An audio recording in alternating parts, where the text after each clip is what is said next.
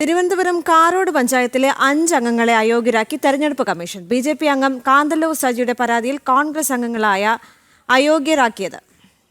കൂറുമാറ്റ നിരോധന നിയമപ്രകാരമാണ് നടപടി. നിലവിൽ LDF-മായി ചേർന്ന് ഭരണസമിതി രൂപീകരിച്ചതിനെതിരെയാണ് പരാതി നൽകിയത്. കാരോട് പഞ്ചായത്ത് പ്രസിഡന്റ് CA ജോസിനെ അടക്കം 5 അംഗങ്ങളെയാണ് അയോഗ്യരാക്കിയത്. ദിസ്ന സുരേഷ് ചേരുന്നുണ്ട്. കൂടുതൽ വിവരങ്ങളുമായി ദിസ്ന, ഈ റിപ്പോർട്ടിന്റെ വിശദാംശങ്ങൾ എന്തൊക്കെയാണ്?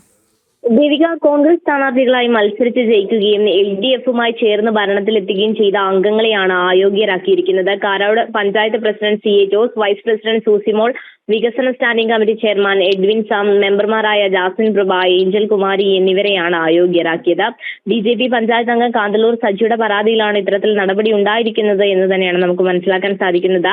കോൺഗ്രസ് ചിഹ്നത്തിൽ മത്സരിച്ച 5 പേരും പിന്നീട് ഇടതുമുന്നണിയായി ചേർന്ന് ഭരണത്തിലെത്തുകയായിരുന്നു. 2023 ഇവർ LDF സഖ്യത്തിൽ അധികാരത്തിലെത്തിയത്. എന്തായാലും ഇത്തരത്തിലൊരു വിഷയമുള്ള സമയത്ത് പോലും കോൺഗ്രസ് ഔദ്യോഗിക വിഭാഗവും വിമത വിഭാഗവും തർക്കം നിലനിൽക്കുന്ന സാഹചര്യമായിരുന്നു.